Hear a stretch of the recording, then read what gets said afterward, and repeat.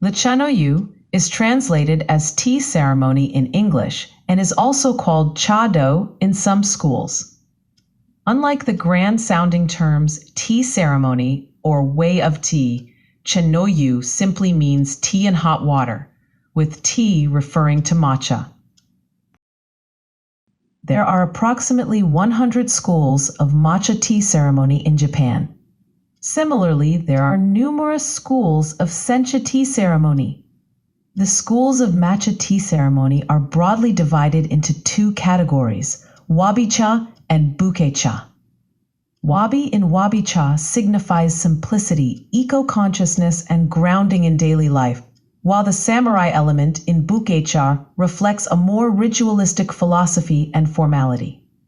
However, 20 to 25% of tea ceremony practitioners are students of the Omote Senkei school. 70 to 75% are students of the Ura Senkei school. This disparity in student numbers stems from differing business strategies among the schools. Each school has its own unique rules, so there are approximately 100 rules within the Japanese tea ceremony world. For example, when looking at the surface of usucha tea, the presence of foam in some areas and its absence in others is characteristic of the Omote Senkei school's preparation method. In the Ura Senkei school, the tea is whisked vigorously until the foam completely covers the surface like beer. Differences in action arise for specific reasons, though some are based on logical necessity, while others exist simply to differentiate from other schools. Unless you are a student of a particular school, consider these rules minor details. The prototype of the tea ceremony can be traced back to around 1350. The tea ceremony spread from the imperial court nobility to wealthy merchants, though naturally only among men, as one form of social salons or clubs. Besides the tea ceremony, other salons included renga poetry and the incense ceremony. These salons also served as informal venues for individuals to compete and display their talents. For example, in the tea ceremony, the combination of tea utensils used and the composition of the tea gathering reflect the host's philosophy, education, taste, and preferences. Guests also require a certain level of education and taste to discern the nature of the tea utensils and whether the entire set harmonizes. In other words, rather than determining value or price like at an appraisal or auction, it is necessary to possess one's own standard of beauty. Participants in the salon built their own styles by hosting tea gatherings to invite guests or by attending others' tea gatherings, accumulating knowledge and experience. Among them was a man named Sen Norikyu. He was employed as a sado, a tea master, by powerful figures like Oda Nobunaga and Toyotomi Hideyoshi. The role of tea master involved not only preparing usucha tea and koicha tea for their employers, but also coordinating the entire tea ceremony experience, including decorating the tea room and maintaining the utensils. Until his 60th year, Rikyu used expensive imported Chinese utensils and ivory tea scoops. After turning 60, through trial and error, he arrived at the style later known as wabi-cha in his late 60s. He lived during the Warring States period. His employer, Oda Nobunaga, the most powerful warlord, was assassinated by his own subordinate, and the daimyo and warriors he knew also died in battle. When Hideyoshi became his employer, he became entangled in political maneuvering.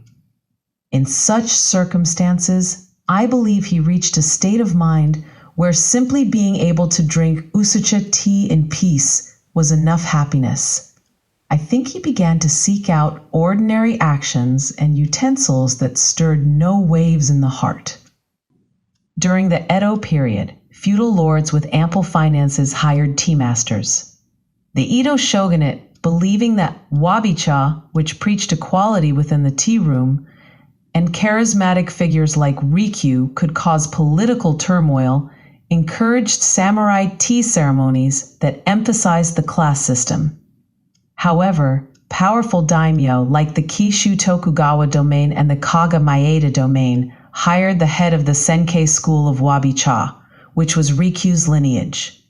When a feudal lord hired a tea master, for example, if Domain A hired the head of the AA school, Domain B would not hire the second in command of the AA school, but would hire that person as the head of the AAB school.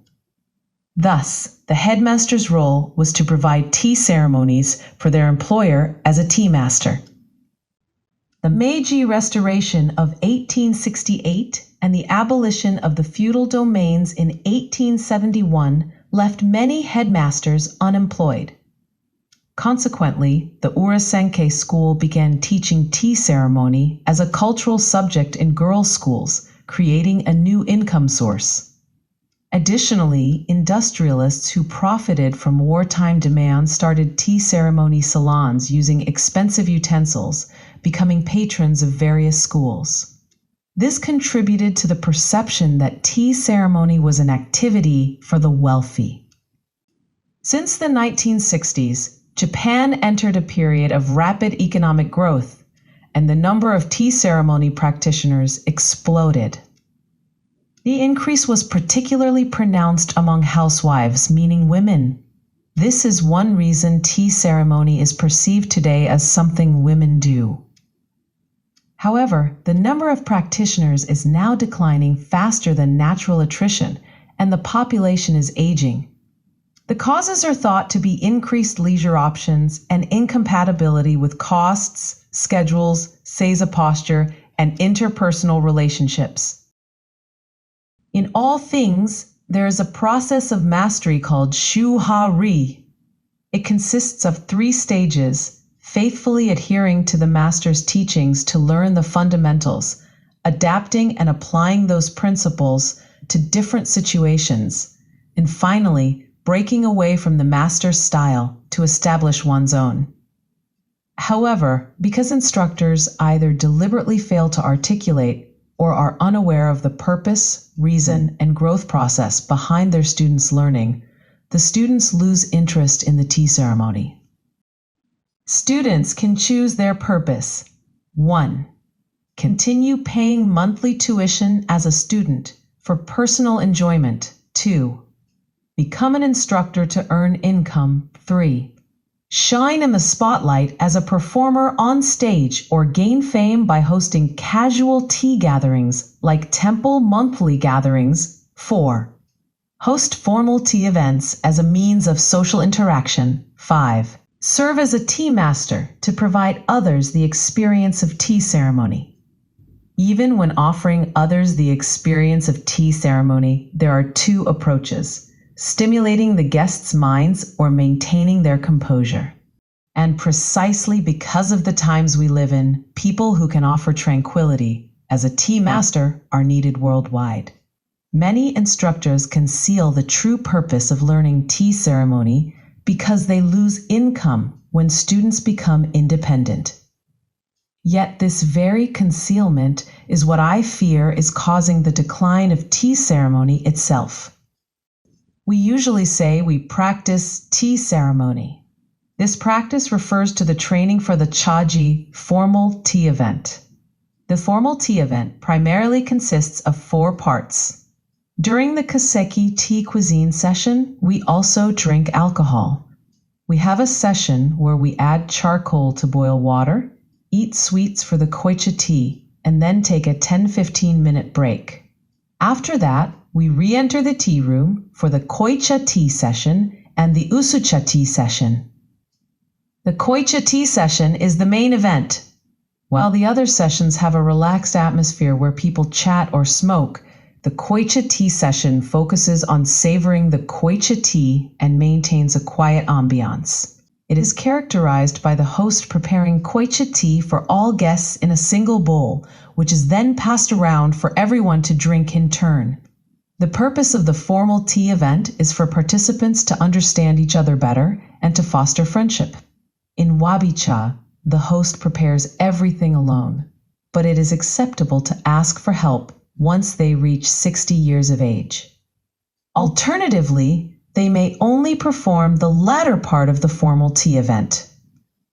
Similarly, hot beverages like coffee and black tea have an ideal temperature, generally considered to be between 50–70 degrees Celsius. When a guest drinks usucha tea in a tea room, the host must adjust the water temperature so that the usucha tea is at a temperature allowing the guest to finish it in about 4 sips immediately after receiving the tea bowl. Incidentally, hot beverages from vending machines are typically set to around 55 degrees Celsius. Matcha lattes are still a relatively new beverage. There's plenty of room for improvement, from cultivar selection and optimal tools to preparation methods. While using a chasan, bamboo tea whisk, and chasuku, bamboo tea scoop, does lend a traditional feel, it doesn't inherently make the matcha latte taste better. Matcha lattes should evolve as a beverage entirely distinct from the usucha tea or koicha tea of the tea ceremony. Conclusion: those who study the tea ceremony establish their own style according to their age and experience. It is not about correctly copying a particular style. And while providing peace to others as a tea master is a very difficult task, it is a rewarding job. There's no guarantee your employer will appreciate your particular style. That's why it's perfectly fine for tea masters to have diverse approaches. Despite differences in language and culture, human emotions, joy, anger, sorrow, and pleasure are universal. Therefore, I hope many people will first experience the tea ceremony. If they find it appealing, I encourage them to aspire to become tea masters themselves.